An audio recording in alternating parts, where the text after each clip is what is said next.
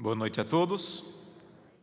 Mais uma vez, Deus seja louvado por sua presença, Deus seja louvado pela disposição que Ele coloca em nosso coração de mais uma vez virmos ouvir a palavra de Deus.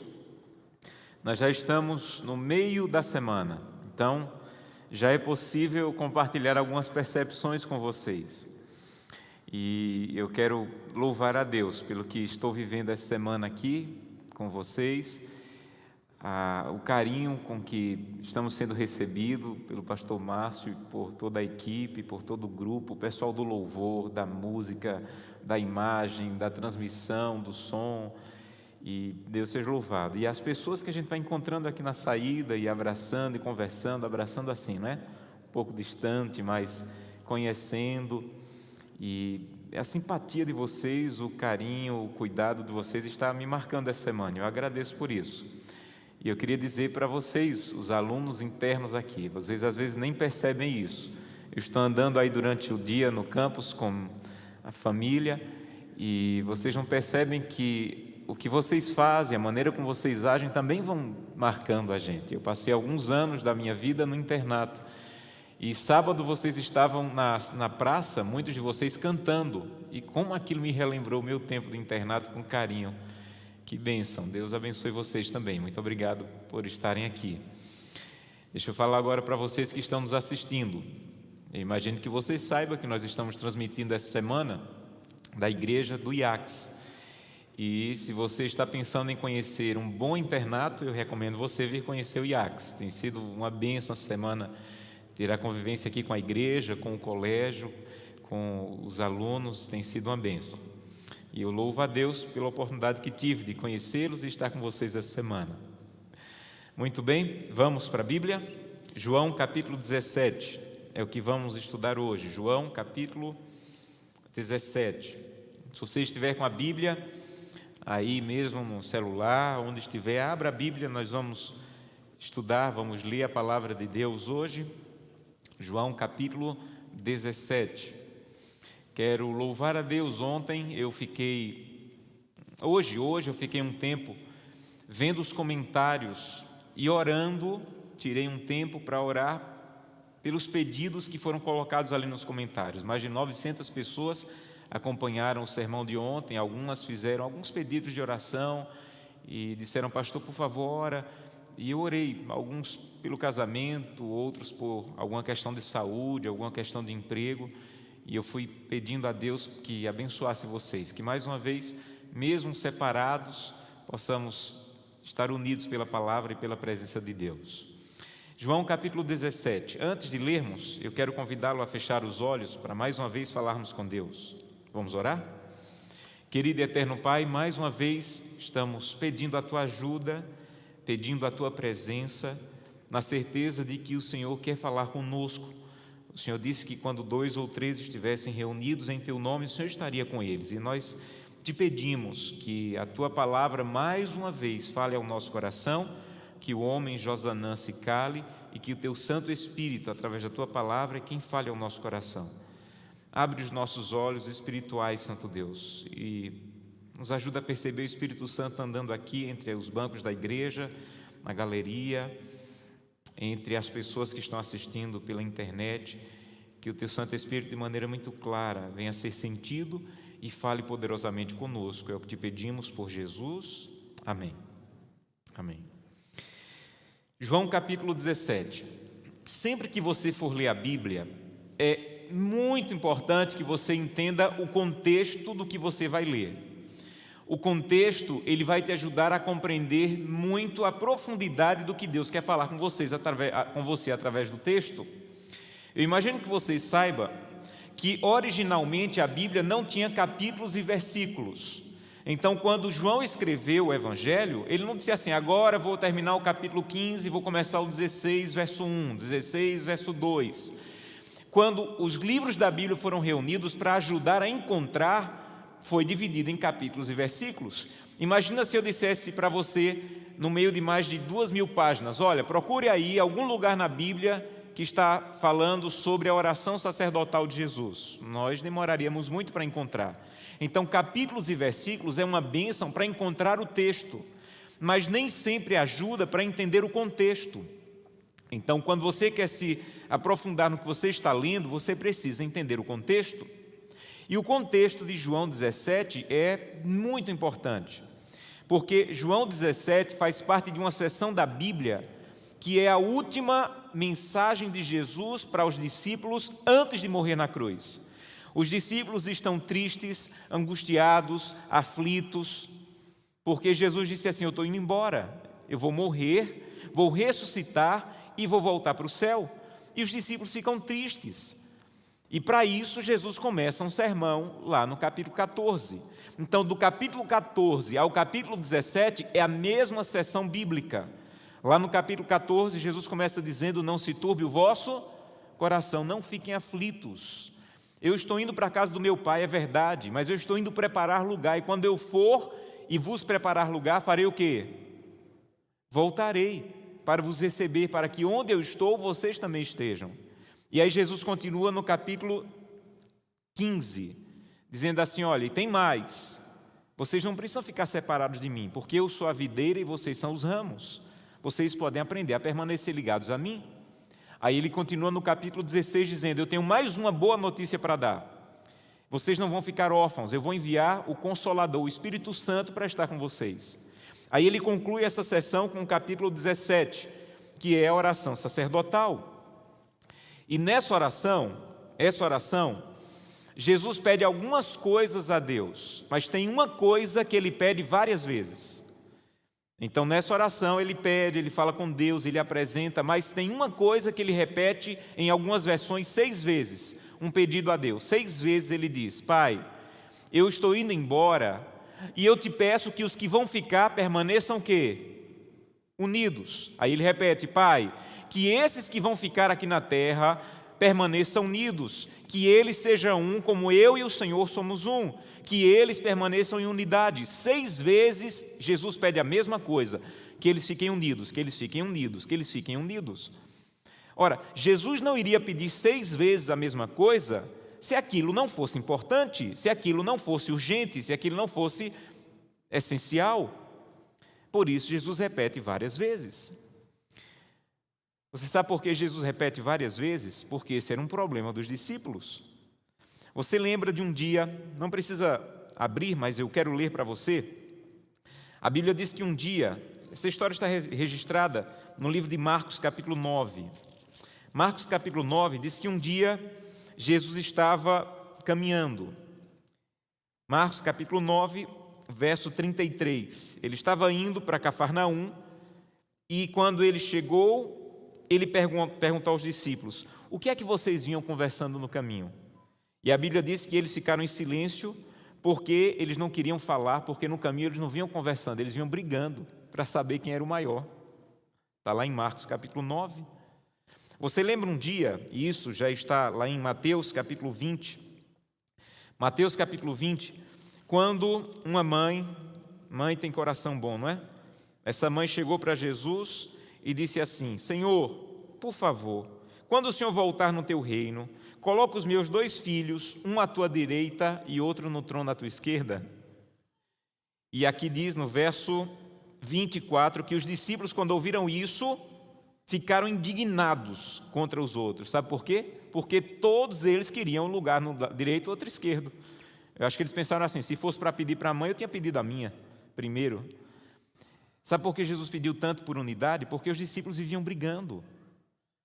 Quem é o maior? Discutindo, querendo lugar no trono do lado direito, outro do lado esquerdo. Então eles viviam tão em dificuldade que Jesus disse assim: Pai, 6 vezes, Pai, ajuda para que eles permaneçam unidos, ajuda para que eles permaneçam unidos. Agora, ainda bem que discípulo que briga só naquele tempo. Não é verdade? Hoje não tem mais esse problema. Discípulo que briga, discípulo que discute, discípulo que quer ser o maior, discípulo que quer ter razão, discípulo que vai para a internet e acusar o outro e brigar com o outro, só tem naquele tempo. Hoje não tem mais isso. Concordam? Infelizmente não. E como eu sei que não? Capítulo 17, verso 20. Porque Jesus diz assim: e eu não peço somente por estes. Em outras palavras, Jesus disse assim: Deus, eu não estou pedindo para que apenas esses 12 permaneçam unidos, mas também por aqueles que um dia vierem a crer em mim por intermédio da sua palavra. Então Jesus disse assim: Pai, eu não estou pedindo só por esses 12, porque eu sei que lá em 2020 vai aparecer um monte de discípulo nó cego, difícil, trabalhoso, que vão discutir, que vão causar problema com os outros, e eu estou te pedindo por eles também. Então Jesus orou por mim e por você também em João 17, porque Jesus sabia que nós também teríamos dificuldades com isso.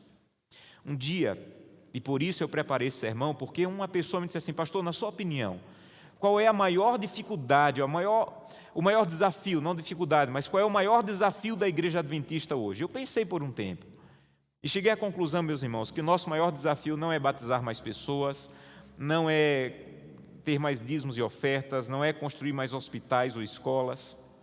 Nosso maior desafio hoje como igreja é como manter a igreja unida. Esse é o nosso maior desafio. De longe, esse é o nosso maior desafio. Veja, nós somos mais de 20 milhões de adventistas, espalhados em mais de 200 países e falando mais de 400 línguas diferentes. Imagine a dificuldade. Você tem 4 pessoas em casa e já tem dificuldade de manter as 4 unidas. Imagina manter 20 milhões divididos em mais de 200 países e falando 400 línguas, 400 culturas diferentes. Então, nosso maior desafio como igreja, e por isso Jesus pediu tantas vezes, é como manter-nos unidos. Mas Deus seja louvado, porque apesar dos desafios, Deus tem mantido essa igreja unida. Amém? E hoje eu quero falar para vocês o que é que Deus usa para manter a igreja unida e o que você tem a ver com isso. As 3 coisas que Deus usa para manter a igreja unida e o que você deve fazer para ajudar nesse processo. Primeira coisa que nos mantém unidos como igreja, primeira coisa, é a nossa doutrina, as nossas crenças. Se você sair daqui agora e viajar para o Japão e perguntar assim na igreja no Japão, quais são as crenças fundamentais dos adventistas no Japão, sabe o que você vai ouvir? As mesmas do Brasil. Se você sair do Japão e for para a Austrália e perguntar assim, quais são as crenças fundamentais da igreja adventista aqui na Austrália, sabe o que você vai ouvir? As mesmas que vocês têm no Brasil. As nossas crenças nos unem, as nossas doutrinas, aquilo que nós cremos nos une. Agora a grande questão é, como é possível ter as mesmas crenças fundamentais, 20 milhões de cabeças pensantes, 200 países diferentes, 400 línguas diferentes, como é possível ter a mesma crença? Só tem uma maneira, é ter a mesma fonte. E a fonte da qual nós tiramos as nossas doutrinas é a Bíblia. Nenhuma das nossas crenças foi tirada da cabeça de um grupo de pastores. Se reuniram e disseram assim, olha, isso aqui não está na Bíblia, mas é tão bonito, é tão fácil, é tão lógico que vai ser uma crença da igreja. Nenhuma das nossas crenças foi tirada de um concílio pastoral. As nossas crenças têm como base a Bíblia. Nós cremos que Deus deu a Ellen White o ministério profético. Nós cremos assim como adventistas, mas apesar de crermos nisso, nenhuma das nossas crenças tem como base apenas os livros do Espírito de Profecia. Nenhuma. Todas as nossas crenças têm como base a Bíblia. Para você ter uma ideia, não sei se você sabe disso, mas nós temos um livro chamado Nisto Cremos. E esse livro é um livro que descreve as crenças da Igreja Adventista do Sétimo Dia. E nesse livro a base é a Bíblia, porque é daqui que se tira as doutrinas dessa igreja. E Deus seja louvado por isso, e por isso eu sou adventista. Eu não sou adventista por causa da placa da igreja, eu não sou adventista por causa da história da igreja, eu sou adventista por causa da firmeza dessa igreja com esse livro. A firmeza dessa igreja com esse livro. Há um tempo atrás, um pastor chamado Francis de Nico, um pastor, um grande teólogo que essa igreja já teve, já falecido, ele teve uma conversa com um pastor de uma igreja chamada Adventistas do Advento. Eu imagino que você nunca ouviu falar dessa igreja, porque apesar de ter surgido no mesmo período que a igreja adventista, por volta de 1844, essa igreja, Adventistas do Advento, nunca saiu dos Estados Unidos e nunca cresceu. Na época, eles tinham 3.000 membros. E a igreja já tinha naquela época 15 milhões de membros. E aí o pastor Nichol perguntou ao líder dessa igreja por que, na opinião dele, a igreja adventista do Advento surgiu no mesmo período, mas não cresceu. E o pastor disse assim: não, mas nós crescemos. Nós só crescemos diferente de vocês. Nós crescemos com várias ramificações. Esse aqui crê numa coisa, já muda um pouco o nome da igreja. Esse aqui crê noutra coisa, já muda o nome da igreja. Esse aqui crê noutra coisa. Então nós crescemos, mas divididos. E Deus seja louvado porque nós também crescemos, mas unidos. E sabe por que crescemos unidos? Porque nós só temos uma fonte para tirar as nossas crenças, que é a Bíblia. É a Bíblia. Pastor, e o que é que isso tem a ver comigo? Deixa eu te dizer o que isso tem a ver com você. Um adventista do sétimo dia que não estuda a Bíblia está atrapalhando a unidade da igreja. Vou repetir. Um adventista do sétimo dia que não estuda a Bíblia está atrapalhando a unidade da igreja, porque logo não. Hoje, todo minuto, estão surgindo novos ventos de doutrina, e se você não tem firmeza na Bíblia, você vai ser arrastado uma hora ou outra. Então, se você quer ajudar a igreja a manter-se unida, você tem que parar de ler a Bíblia.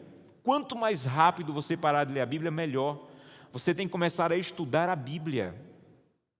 Você não pode dizer assim: olha, alguém te perguntar assim, qual é o dia que você guarda? O sábado. Por quê? Porque a igreja diz que é o sábado. Eu não guardo o sábado porque a igreja diz que é o sábado. Eu guardo o sábado porque eu descobri na Bíblia. Então você não pode crer porque a igreja crê. Você não pode crer porque está o canal na internet crê. Você tem que crer porque você tem base bíblica sólida. E deixa eu dizer uma coisa para você, não fica magoado comigo. A melhor fonte para estudar a Bíblia não são canais da internet. A melhor fonte para estudar a Bíblia é a Bíblia. Os teólogos mais profundos, os estudiosos mais profundos da Bíblia que já pisaram nessa terra, eles não tinham acesso à internet, mas eles tinham paixão pela Bíblia, por estudar a Bíblia, por se aprofundar na Bíblia. E às vezes nós estamos perdendo mais tempo, como se usa hoje a palavra, com brigas, com discussões na internet, do que com a Bíblia. E eu vou ser sincero com vocês, às vezes eu acho que Satanás, ele começa a sorrir e dizer assim, que eles fiquem brigando, mesmo que seja em torno da Bíblia, mas que eles não estudem a Bíblia, que eles fiquem brigando pela posição desse ou daquele, pela opinião desse ou daquele, mas que eles não vão à Bíblia, porque o que ele teme é esse livro aberto sendo estudado. Você sabia que nós somos praticamente o único grupo cristão que acredita que os mortos estão dormindo esperando a ressurreição? A grande maioria crê que os mortos já estão no céu, ou na glória, ou no purgatório, ou no inferno, reencarnando. Por que é que nós cremos que os mortos estão dormindo, esperando a ressurreição? É porque no estudo bíblico diz assim. Não, não é porque no estudo bíblico diz assim. Você tem que saber onde diz assim na Bíblia. Você precisa conhecer a palavra, você precisa passar tempo com a palavra. E o meu desafio, queridos alunos, é para vocês também. Vocês estão numa fase que poucos de nós, que já temos um pouco mais de idade, passamos. Porque quando nós estávamos no período de descobertas espirituais, a nossa única fonte disponível era a Bíblia e livros. Hoje, vocês com um clique têm milhares de coisas. E às vezes parece que uma é completamente oposta à outra e parece que as duas têm razão. Então, desafio para vocês, Bíblia, passem tempo com esse livro, estudem esse livro, abram esse livro, porque esse livro vai encaminhar vocês para um caminho de vida que nenhuma página na internet, por mais aceitável, bonita e profunda que venha a ser, vai guiá-los. Isso me emociona, meus irmãos. A Bíblia nos une. Você sabia que nós estamos estudando esse trimestre uma lição da Escola Sabatina sobre educação e que todos os 20 milhões de adventistas, todos os 200 países têm a mesma lição da Escola Sabatina? Mas como é que nós podemos ter o mesmo manual de estudo no mundo inteiro? Só tem uma maneira, é que o nosso manual é tirado da mesma fonte. Por isso pode dar certo em qualquer cultura, em qualquer língua, em qualquer país, porque tem a mesma fonte, a palavra de Deus. Que a palavra de Deus nos une como igreja é verdade, mas se você não estuda, aquilo que deveria nos unir vai terminar nos separando. pelos novos ventos de doutrina que todo dia estão surgindo para nos afastar daqui e às vezes nos levar mais tempo para a internet do que para a Bíblia. Então, se você vai passar na internet algum tempo, ok, estudando, vendo, assistindo, ok, mas não deixe que isso supere o tempo que você vai passar com esse livro aberto, estudando e tirando daqui as verdades que você precisa. Primeira coisa que nos une, a nossa doutrina. E por que é que nós temos a mesma doutrina? Porque temos a mesma fonte. E qual é a sua parte nisso? Estudar a Bíblia, para que ela nos mantenha unidos ao redor das mesmas verdades. Segunda coisa que nos une como adventistas, a nossa missão. Todo adventista do sétimo dia deve ser conhecido como alguém que proclama a graça de Cristo e o breve retorno de Jesus. Isso tem que nos unir. E quando Jesus orou para que fôssemos unidos, olha por qual motivo ele orou. Abra aí, João 17, 21. A fim de que todos sejam um, e como és tu, ó Pai, em mim e eu em ti, que eles sejam um em nós, para que o mundo creia. Então Jesus disse assim: Pai, eu quero que eles sejam unidos, não é para fazer junta-panela um na casa do outro, não é para fazer pôr do sol na casa do outro, não tem nenhum problema fazer isso, é bom fazer, mas não foi por esse motivo que Jesus orou. Jesus não orou, ó Senhor, que eles sejam unidos para estar sempre um junto com o outro, na porta da igreja passar muito tempo, não tem problema, isso é muito bom, mas não foi por isso que Jesus orou. Jesus disse assim: Pai, eu peço que eles sejam um, porque eu vou deixar uma missão para eles, fazer com que o mundo creia. E o mundo não vai crer se eles não forem unidos. Que o mundo creia através da unidade deles. Mas o mundo inteiro vai crer? Não. Aí olha o que ele diz no verso 23. Eu neles e tu em mim, a fim de que sejam aperfeiçoados na unidade, para que o mundo conheça. Então ele disse assim: Pai, eu queria que o mundo inteiro viesse a crer. Mas se nem todos vierem a crer, que pelo menos todos conheçam. Porque Jesus não vai voltar, meus irmãos, para dar o direito a ninguém de olhar para o céu e dizer: eu não tive a chance nem de conhecer. Todos, de uma maneira ou de outra, pela revelação natural, pela revelação bíblica, eles vão poder dizer: eu tive a chance de conhecer, mas decidi rejeitar. E sabe quem é o instrumento de Deus para fazer com que o mundo creia, ou que pelo menos o mundo conheça? Eu e você. Eu e você. E o que une uma igreja não é não ter fofoca na igreja. Pode ser que não tenha fofoca nenhuma na igreja, mas se está todo mundo sem fazer nada, logo vai aparecer fofoca na igreja. Porque o que une a igreja é todo mundo estar envolvido fazendo alguma coisa para cumprir a missão. E quando você se levanta, você tem que levantar cada dia dizendo: Santo Deus, eu quero ser usado por Ti para cumprir a missão. Um dos dias mais importantes da minha vida foi o dia que eu estava lendo o livro Patriarcas e Profetas. E eu descobri duas coisas fantásticas nesse livro. Primeira, que sempre que você ora pedindo que Deus conduza você para ajudar alguém, Deus vai atender essa oração. Então a oração que Deus sempre responde é: Senhor, coloca alguém no meu caminho hoje para eu ser uma bênção. Eu desafio você a fazer essa oração e ao final do dia Deus não responder. Busca a Deus, passa tempo com Deus e diz: Senhor, estou saindo agora e eu peço que o Senhor coloque alguém no meu caminho hoje para eu ser uma bênção. Nesse mesmo dia que eu descobri isso há 20 anos atrás, eu estava também no internato, na FADBA, e nesse mesmo dia eu li sobre o casamento de Isaac. Isaac um dia era tão amigo de Deus e tão amigo do pai, que ele confiava tanto na amizade do pai com Deus, que ele disse assim: Pai, eu não vou escolher uma esposa, quem vai escolher é você. E deu 20 anos, deu 30 anos, deu 35 anos e nada de esposa. Com 40 anos foi que foram buscar uma esposa para Isaac. E aquele é um dos casamentos mais felizes da Bíblia. E naquele dia, eu solteiro, doido para casar, disse: Deus, por favor, Senhor, atende minha oração, manda alguém, mas eu não quero esperar até os 40, Senhor, tem que ser antes. E naquele dia eu estava comportando em Recife, fui para o shopping. Quando eu subo a escada rolante, dou de cara com um pastor que tinha sido pastor na minha infância. Fazia tempo que eu não via esse pastor. Ele olhou para mim e disse assim: Júnior, ele me chamava de Júnior. Júnior, eu estava querendo encontrar você. Como, gente? Num shopping? Estava assim o shopping. Fazia tempo que eu não via aquele homem. Eu estava querendo encontrar você. Eu mandei para o internato, para o IAN, uma menina que vai ser a sua esposa. Pode procurar, o nome dela é Gleice. Gente, eu tinha orado fazia 3 horas. Deus respondeu 3 horas depois. Resumindo, Gleice é minha esposa. Deus respondeu minha oração e não esperei até a idade de Isaac. E naquele mesmo dia, eu estava meio deslumbrado assim, pensando quem é essa menina, porque eu confiava muito naquele pastor, tinha um carinho muito grande por ele, foi ele que fez o nosso casamento. Naquele mesmo dia, eu sentei numa cadeira na praça de alimentação para comer alguma coisa, estava sozinho, tinha outras cadeiras, mas não tinha ninguém. Daqui a pouco passou uma senhora, ela parou e perguntou assim: eu posso sentar aqui? E eu disse: claro. E nós começamos a puxar assunto. E num momento da conversa eu disse assim: eu saí de casa para estudar num colégio interno. E eu saí com 15 anos de idade.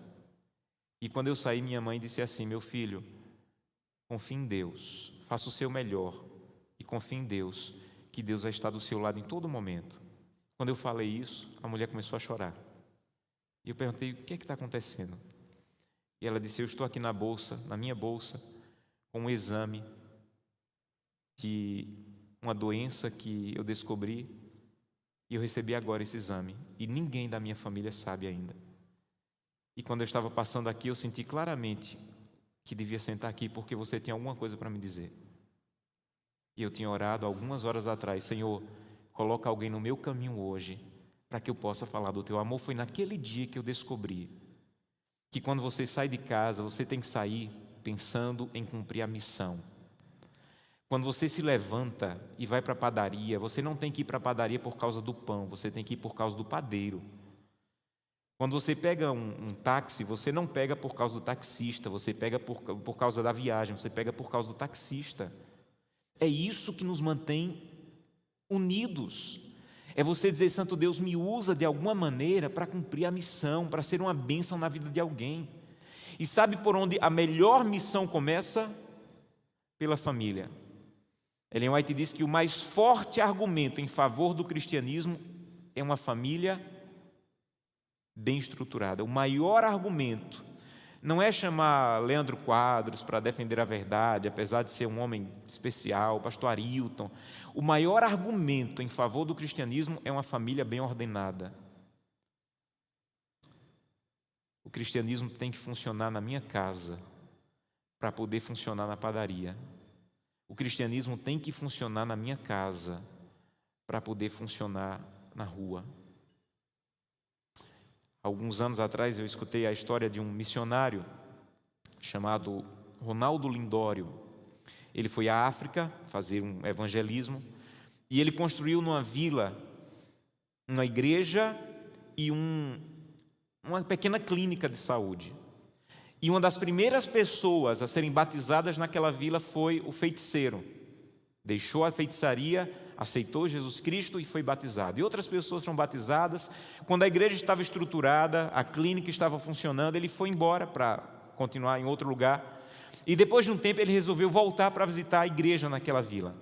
E quando ele chegou lá, a primeira pessoa que o encontrou o abraçou e disse: pastor, missionário, seja bem-vindo, mas tem uma coisa estranha acontecendo aqui na vila. Ele disse: o que é? Lembra do ex-feiticeiro? Lembro. Pois é, alguma coisa está acontecendo, porque quem dorme na casa dele amanhece convertido. E ele perguntou: mas que história é essa? Não sei. E ele encontrava outra pessoa e a pessoa dizia a mesma coisa: missionário, tem alguma coisa estranha acontecendo. E o que é que está acontecendo? Mesma história, alguma coisa com o ex-feiticeiro. Quem dorme na casa dele amanhece convertido. E ele ficou intrigado, foi lá visitar o irmão e disse: irmão, eu estou intrigado. Todo mundo que eu estou encontrando na vila diz que quem dorme na sua casa amanhece convertido. Que história é essa? E ele sorriu e disse assim: missionário, deixa eu te explicar. Lembra que você deixou uma clínica construída? Lembro. Lembra que essa é a única clínica de quilômetros? Lembro. Pois é, as pessoas vêm de longe para se consultar aqui. E quando elas chegam, não tem onde ficar. Aí eu vou para a entrada da vila e digo assim: você tem onde ficar hospedado? Não tenho. Aí eu digo: agora você tem. Eu construí um quarto na minha casa, missionário. O melhor quarto da minha casa é o quarto de hóspedes. Então, quando as pessoas chegam na porta da vila, eu digo assim: olha, você pode ficar na minha casa, não vai cobrar, não vou te cobrar nada. Só tem um pagamento. O pagamento é o seguinte: Eu sigo Jesus Cristo. Talvez você nunca tenha ouvido falar, mas eu sigo Jesus Cristo. E todo dia eu reúno minha família para fazer um culto para adorar o meu Deus, Jesus Cristo. Se você assistir esse culto e ouvir cada um dos meus filhos dizendo porque ama Jesus, está paga a hospedagem e a comida, você é bem-vindo para a minha casa. E as pessoas não têm onde ficar, terminam aceitando. E quando ela aceita, eu digo assim: só tem um problema, eu tenho 12 filhos. Então você tem que ouvir cada um dizendo porque ama Jesus. E ele disse: missionário, quando é no final do dia, eu reúno minha família, fazemos um culto, louvamos a Deus, lemos uma porção da Bíblia, e cada um dos meus filhos, do fundo do coração, começa a dizer porque ama Jesus Cristo. E quando termina, eu digo: está paga a hospedagem e a comida, pode ir. E no outro dia, quando eles saem do quarto, a primeira coisa que eles dizem é: eu também quero seguir Jesus Cristo. O maior argumento em favor do cristianismo é uma família bem ordenada.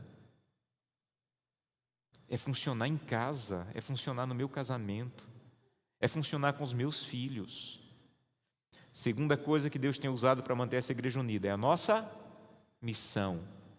E você tem que todo dia dizer: Santo Deus, guia alguém na minha vida hoje para que eu possa abençoar. E a melhor maneira de cumprir a missão é começar pelas pessoas que estão próximas, para depois atingir quem Deus vai guiando. Mas tem uma terceira coisa, e com isso eu termino. Terceira coisa que Deus usa para manter essa igreja unida. Olha essa citação, presta bem atenção nessa citação. A unidade é a força da igreja, mas Satanás sabe disso. E ele emprega toda a força para introduzir dissensões. Deseja ver falta de harmonia entre os membros da igreja de Deus. Deveríamos dar uma maior atenção à questão da unidade dessa igreja. Quando Ellen White escreveu isso aqui, não tinha internet. Mas já fazia sentido, mas hoje muito mais. Satanás está conseguindo em alguns lares separar a igreja, separar a família, separar cristãos, separar adventistas, introduzindo dissensões que, sinceramente, eu fico olhando e digo: isso aqui não vai levar a nada. Essa discussão aqui não vai levar a nada, não vai acrescentar nada. Mas Satanás está conseguindo criar falta de harmonia. Deveríamos dar uma maior atenção à unidade. E a terceira coisa que Deus usa para manter essa igreja unida, e talvez você nunca tenha pensado nisso, mas isso me emociona profundamente, é a maneira como a igreja adventista lida com as finanças dessa igreja. E se você é adventista, você precisa entender isso. Se você é convidado, é amigo e está conhecendo a igreja, você também precisa conhecer isso. 40% das nossas ofertas não ficam na igreja local. Imagino que você saiba disso. E 20% do nosso dízimo não fica na região em que nós devolvemos o dízimo. Então, 40% das ofertas e 20% dos dízimos, eles não ficam na região que nós devolvemos. Sabe por quê? Porque eles vão para atender a família adventista ao redor do mundo. Deixa eu contar algumas histórias para você para terminar. Alguns anos atrás, em um grupo que eu faço parte, eu conheci uma pessoa que foi para Guiné-Bissau. Acho que desconfigurou aí, era para aparecer o mapa, mas acho que desconfigurou. E essa pessoa foi para Guiné-Bissau e em um sábado, em Guiné-Bissau, ela mandou nesse grupo o que ela estava fazendo lá. Guiné-Bissau, 45% da população é de religiões africanas, 42% muçulmanos. O per capita do país é um dos mais baixos do mundo, o IDH do país é um dos piores do mundo. Desde 1999 eles estão mergulhados em uma guerra civil, mas a língua oficial do país é o português. E em um sábado, essa pessoa que enviou, ele estava nessa igreja. Essa aqui é uma igreja adventista em Guiné-Bissau. E esse aqui é o momento em que eles estão louvando a Deus.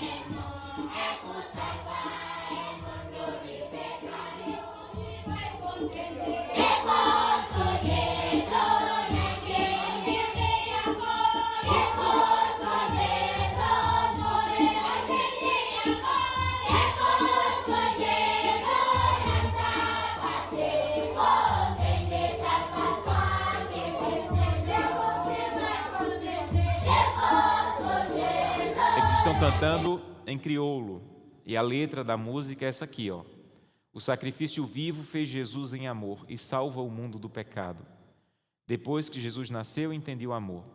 Depois que Jesus morreu, entendi o amor. Depois que Jesus foi para o céu, você tem salvação. Louvemos a Deus nosso Senhor. E depois eles recolheram as ofertas naquele dia. E naquele dia, nesse dia aí da música, o ofertório daquele dia foi de 650 francos ocidentais, que é a moeda do local, que dá R$ 4,30. E sabe o que essa pessoa estava fazendo naquela semana em Guiné-Bissau? Estava colocando a torre para a Rádio Novo Tempo em toda a capital. Mas como é que uma igreja que devolve R$ 4,30 pode colocar torre com equipamentos caríssimos para a Rádio Novo Tempo? É porque não foram eles quem colocaram, mas foi a família adventista ao redor do mundo, principalmente na América do Sul. Eu me emociono em pensar que eu vou chegar no céu e vou encontrar pessoas de Guiné-Bissau que encontraram a verdade que eu amo e que um dia me salvou, através da Rádio Novo Tempo, que a oferta que Deus colocou nas minhas mãos deu para comprar um parafuso da torre, mas sem aquele parafuso a torre não tinha ficado pronta. E eu vou encontrar no céu milhares de irmãos de Guiné-Bissau que através da fidelidade encontraram a verdade. É por isso que é tão perigoso quando alguém diz assim: eu vou devolver a oferta, mas só se ficar na minha igreja local, não quero que vá para lugar nenhum. Nós não somos uma igreja de igreja local, nós somos uma família que está espalhada ao redor do mundo, pregando o evangelho a cada tribo, a cada língua e a cada nação. Uma outra história, há um país pequeno chamado Butão. É um país em que a perseguição religiosa é muito, muito profunda. E eles têm um projeto lá, faz divisa com a Índia. E o projeto é o seguinte: os adventistas vão para o limite do país, entre a Índia e Butão. E eles pegam um radinho que é alimentado com luz do sol, não tem pilha, pela luz do sol. Esse radinho custa $15. É um projeto da Rádio Mundial Adventista. E eles pegam esse radinho, amarram esse radinho num balão de gás hélio, aquele que sobe, e oram: Senhor, leve esse balão para onde o Senhor quiser. E quando o gás perde o efeito, o balão cai com o radinho. E a Rádio Mundial Adventista tem recebido muitos e-mails de pessoas dizendo assim: olha, caiu um radinho aqui no meu quintal, eu estou ouvindo e descobri a verdade, e eu quero conhecer mais, eu quero entregar minha vida a essa verdade que eu descobri nesse radinho. A Rádio Mundial Adventista, ela divulga algumas fotos de pessoas que receberam esse radinho. Esse aqui é um dos modelos. E milhares de pessoas estão recebendo a verdade através desse instrumento. Eu nunca fui a Butão, talvez nunca vá, mas esse trimestre eu estou indo, porque uma parte das nossas ofertas, você viu na lição da Escola Sabatina, serão usadas para levar o evangelho lá na Índia, que faz divisa ali com o país. E eu vou chegar no céu e vou encontrar muitas pessoas que através desse radinho, que a oferta que Deus colocou nas minhas mãos, deu para comprar um parafuso, mas foi por causa desse parafuso que o radinho funcionou. Sabe o que é isso? É uma igreja que tem um chamado de ir pelo meio do céu, tendo o evangelho eterno, para proclamar aos que habitam sobre toda a terra, a cada nação, tribo, língua e povo. E isso nos une como igreja. A nossa doutrina, a nossa missão e a maneira como a igreja usa os recursos, isso tem mantido essa igreja unida. E quando nós quebramos um desses elos, nós estamos colocando em xeque a maneira como Deus tem conduzido, guiado essa igreja, e principalmente a oração de Jesus: Pai, que eles permaneçam unidos, que nada os separe. A Ellen e o Gabriel vão cantar agora. E enquanto eles estiverem cantando, eu quero convidá-lo a dizer: Santo Deus, me perdoa, eu não estou ajudando essa igreja a se manter unida, porque eu não estou estudando a Bíblia. Eu não estou estudando a Bíblia. De vez em quando eu passo o olho, mas eu não tenho firmeza na doutrina. Eu tenho um monte de dúvidas, vou na internet, fico com mais dúvidas ainda. Me perdoa, Senhor, eu quero estudar a Bíblia. Eu quero conhecer a verdade, eu quero poder defender a verdade. Eu estudo para tanta coisa, eu gasto tempo com tanta coisa, eu faço maratonas na Netflix, mas eu não tenho feito nada para passar mais tempo estudando a Bíblia. Me perdoa. Eu quero estudar a Bíblia, porque eu quero estar firme na doutrina e ajudar essa igreja a manter-se unida. Ou você vai dizer: Senhor, me perdoa, porque eu não tenho cumprido a missão. Eu venho para a igreja, não falto os cultos, mas quando eu saio, eu sou uma pessoa qualquer, que não tem verdade a compartilhar. Me perdoa. Coloque alguém na minha vida, Santo Deus, alguém. Eu tenho a alegria de hoje à noite ter alguns amigos de um grupo chamado Palavras de Cristo, que Deus me deu o privilégio de conhecer, e eu orei por eles. Eu disse: Senhor, coloca alguém na minha vida para que eu possa compartilhar. E toda segunda, terça e quarta, com um grupo todo, com uma parte do grupo, estamos estudando a Bíblia, uma classe bíblica fantástica, de pessoas incríveis, e alguns deles disseram: pastor, estou acompanhando a semana. E são presentes que Deus me deu. Cada um de vocês do Palavras de Cristo são presentes que Deus me deu para estudarmos junto a palavra. Então peça isso a Deus: Senhor, coloca alguém no meu caminho. Ou enquanto eles estiverem cantando, você vai dizer: Santo Deus, me perdoa, porque eu não tenho sido fiel, eu não tenho compartilhado através da fidelidade, para que outras pessoas, em lugares que eu nunca vou poder ir, possam conhecer a verdade. Então, enquanto você estiver ouvindo essa música, fale com Deus, e ao final eu quero convidá-lo para uma oração.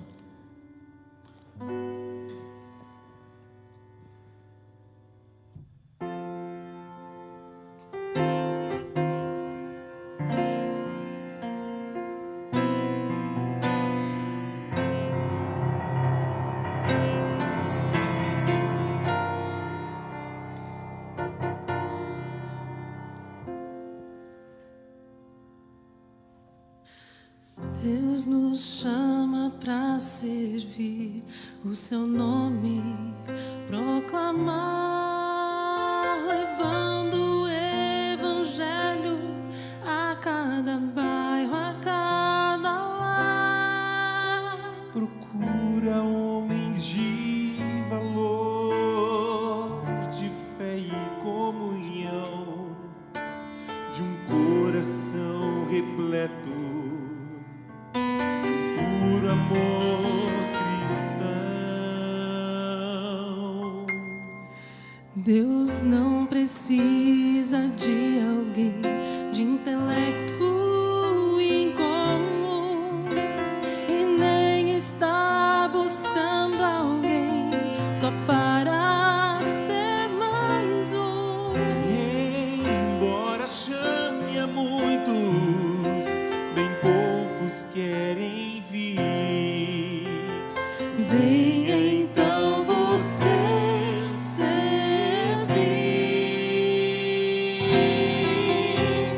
Venha com coragem, amor e compaixão, cheio de bondade, de santa convicção, sem temer a morte, se Cristo lhe pedir. Venha então você servir. Deus chama aqueles filhos que um dia transformou e quer mostrar ao mundo que a verdade triunfou. São poucos, não são muitos, mas são cheios de poder. Junto a esses quer você. Venha com coragem, amor e compaixão, cheio de bondade, de santa convicção, sem temer a morte,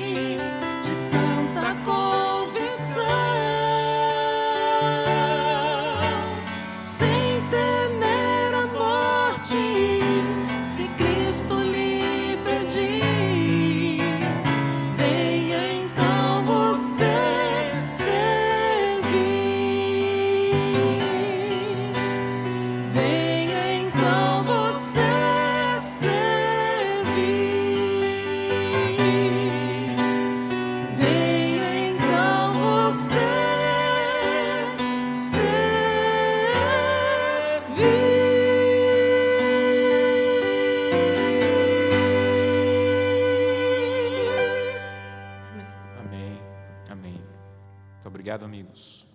O convite hoje é: quantos querem dizer, Santo Deus, em um desses 3 pontos ou nos 3 pontos eu preciso da tua ajuda? No meu tempo estudando a Bíblia, em me envolver em cumprir a missão ou na fidelidade, eu quero a tua ajuda hoje. Eu quero orar por você, se esse é o seu desejo, não porque outro vai se colocar em pé, mas se realmente, não precisa se colocar em pé porque alguém do teu lado, mas se realmente em um desses pontos você quer dizer, Santo Deus, por favor, me ajuda hoje. Eu quero mais firmeza, mais convicção, eu quero ajudar essa igreja a manter-se unida e eu quero fazer a minha parte nesses 3 pontos. Coloque-se em pé e eu quero orar por você. Amém. E você que está nos acompanhando também pela internet, se esse é o seu desejo, se for possível, coloque-se em pé onde você está e nós vamos finalizar com oração. Querido Pai, muito obrigado, Senhor, por essa oração tão poderosa, que de tão poderosa continua dando frutos até hoje, e descrita em João capítulo 17. Ajuda-nos, Santo Deus, a manter-nos unidos, para que a tua oração e que o teu pedido ao Pai encontre guarida em nosso coração. Que em nosso coração possamos dizer, Santo Deus, eu quero permanecer unido, ajudar essa igreja a marchar e manter-se unida. Eu quero estudar a tua palavra, cumprir a missão e cada dia pregar o evangelho onde eu estou com os meus dons e onde eu não estou com os recursos que Deus colocou nas minhas mãos. Nos dá uma boa noite, mais uma vez nos leva em paz para os nossos lares e nos traz amanhã para mais uma vez escutarmos a tua palavra, o que te pedimos por Jesus. Amém. Amém. Que Deus abençoe a todos.